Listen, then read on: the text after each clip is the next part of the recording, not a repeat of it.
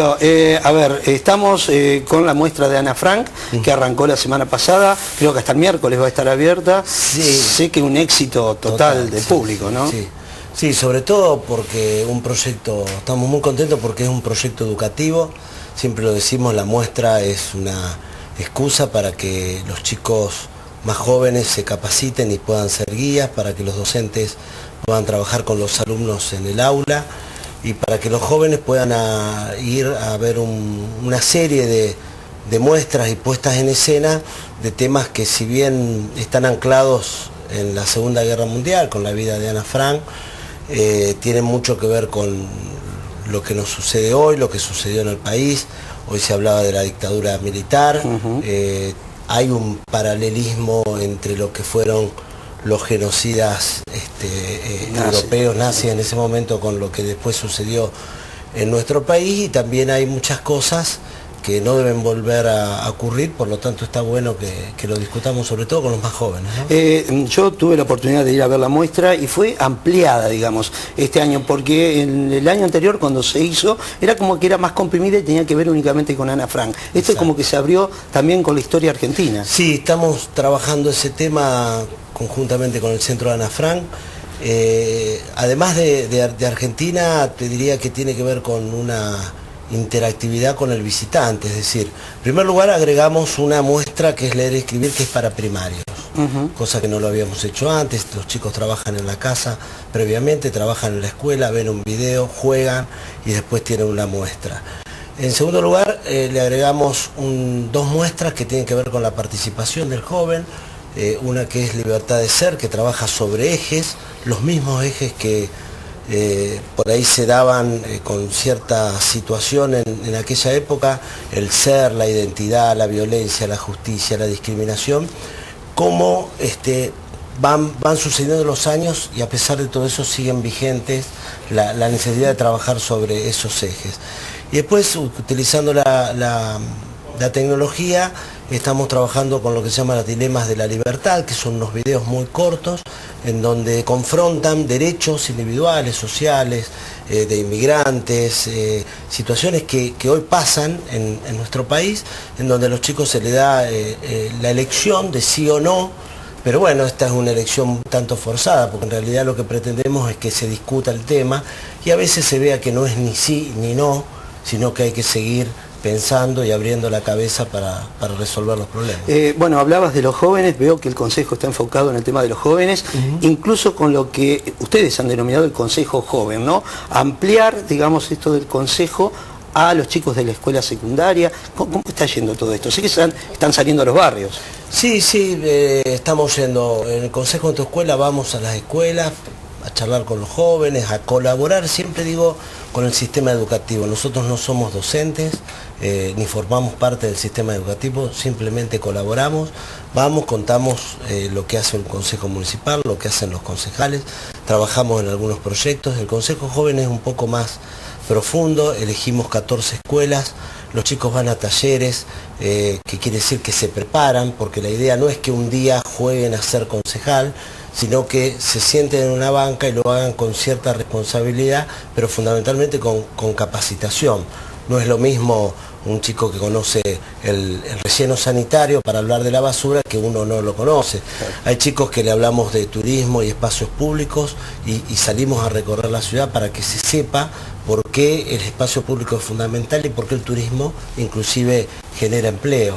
Leonardo, me quedo con los jóvenes, pero retomo la muestra de Ana Frank. Como pudimos observar en mucho material que hay de difusión, e incluso la gente que va a visitar la muestra, hay muchos jóvenes que visitan y muchos jóvenes involucrados con la muestra.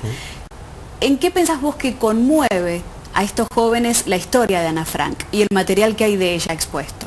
Primero, nunca paro de asombrarme cómo conmueven, pero a las lágrimas, chicos que se sienten identificados. Yo creo que tiene que ver esto. Ana fue para mí la adolescente, la jovencita más famosa de la historia, y esto fue real porque su libro diario fue real, porque sus papeles que después terminaron siendo el libro de Ana Frank fueron reales, y realmente a partir de un montón de problemas, de horror que ella vivió durante 2 años secuestrada, o mejor dicho, escondida, después secuestrada.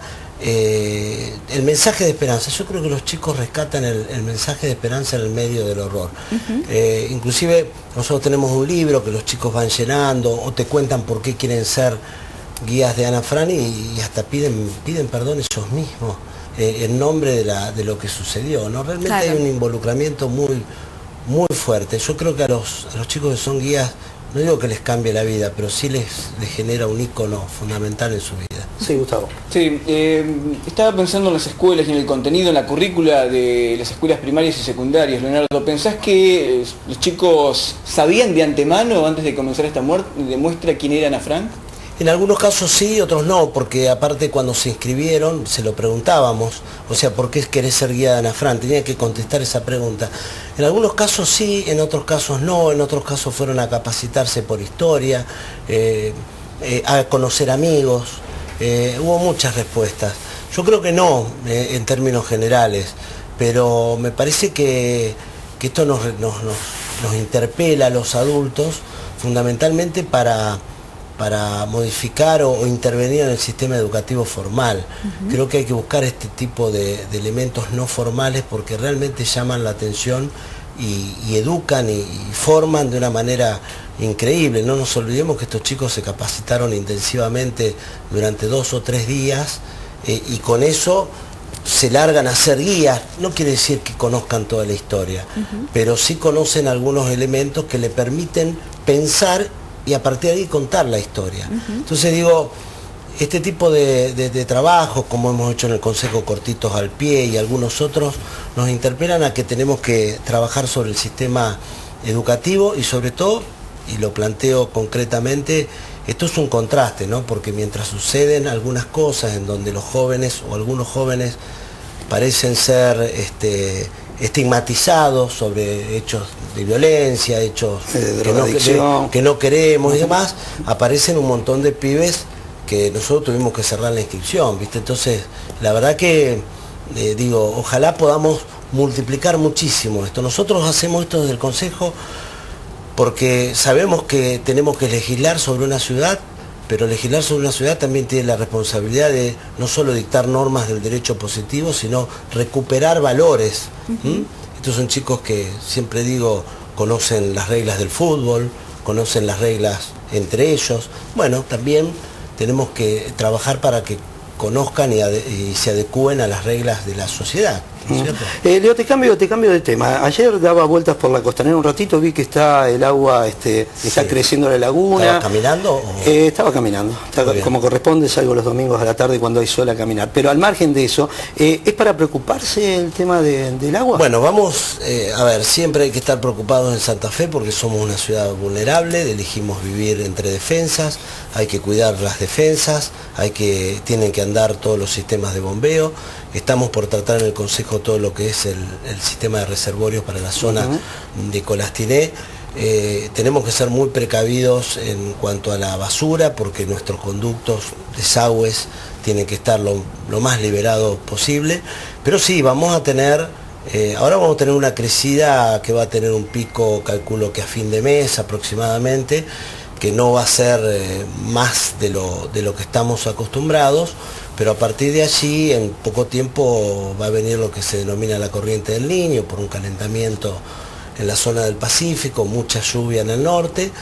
No se puede estimar desde cuándo y hasta cuándo, pero vamos a tener el caudal de los ríos bastante llenos y con lluvias, por lo tanto, bueno, ya estamos trabajando desde el gobierno de la ciudad con la provincia para tomar todos los recaudos necesarios. Insisto, en este tipo de tiempos es fundamental tener las cosas que funcionen y estar bien informados. Bien.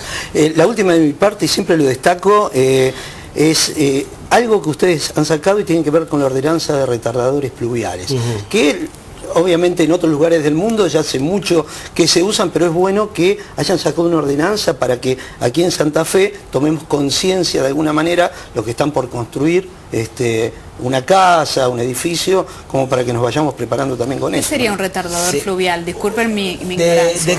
Se llama exactamente un retardador de excedentes pluviales. Ajá. La idea es que cuando llueve mucho, Sí. durante ese periodo, corto tiempo que llueve mucho, supongamos Media media hora, hora, claro. por poner un... Sí. Ingresa a un retardador que sería un recipiente, Sí. Una pileta. una cantidad de agua muy superior a la que sale. Entonces, ¿yo qué hago? Durante ese periodo donde está lloviendo mucho, retengo ese agua, libero solamente el 50%, Sí. entonces el otro 50% me lo quedo en mi casa, en mi edificio y demás. Eso sobre la lógica que si el agua, toda la cantidad de agua que cae en determinados momentos con este régimen de lluvia, automáticamente colapsa el sistema de cañería habitual. Entonces lo que hacemos es retardar un poquito el agua para que no lo colapse en el momento de mayor precipitación. Si esto lo multiplicamos por una enorme cantidad de inmuebles, Sí. vamos a lograr que nuestra ciudad en los momentos de grandes lluvias pueda tener Una un salida retardo. rápida, claro. Eh, inclusive esto no es solo para el privado, esto lo está haciendo la propia municipalidad. Y vos sabés que nosotros somos, si bien otros lugares del mundo, e inclusive del país, lo han legislado, nosotros somos los primeros en haberlo hecho tan universal. Es decir, cualquiera que va a construir tiene que hacerlo, Sí. cualquiera que va a ampliar tiene que hacerlo, no solo lo tiene que hacer el privado, sino lo tiene que hacer el público. Ajá. Es decir, le hemos pegado una vuelta de tuerca importante y es por eso que inclusive esto ha sido una de las causales por los cuales la ciudad de Santa Fe está mirada como como un ejemplo de trabajo sobre Es más, ciudades. hace unos días atrás fueron a dar una charla a Esperanza, por ejemplo. Sí, en el caso nosotros hemos ido a varias ciudades, inclusive Paraná también. Paraná también. También hemos charlado porque nos convocan por ahí de línea para ver el proceso político de todo esto, porque no es cuestión de legislarlo y después que nadie nosotros tenemos que asumir que vivimos en una ciudad vulnerable Sí. y que este tipo de cosas tenemos que ser, sobre todo solidarios con los que menos tienen, porque cuando hay inundación o anegamiento, normalmente estas cosas pasan en los lugares donde vive la gente que menos tiene y la que más pierde, ¿no? Leo, gracias por haber estado hoy compartiendo este ratito con nosotros. Quedaron un montón de temas, tenemos un montón de temas para hablar, pero antes de despedirnos queremos agradecer la invitación para mañana a las 9 de la mañana, el desayuno que vamos a tener en el Consejo. Lo que sí, por favor, la próxima vez que sea un poquito más tarde. En todo caso, una merienda de trabajo. Y una merienda de trabajo. Por el Día del Periodista. Claro, por el Día del Ahí Periodista. arrancamos, no sé cómo hacemos. Y no sé, qué sé yo, a las 6 Bueno, de la tarde. bueno, después te lo voy a consultar. Dale, listo, ahí está. Gracias por haber estado. Gracias. Gracias, Leonardo.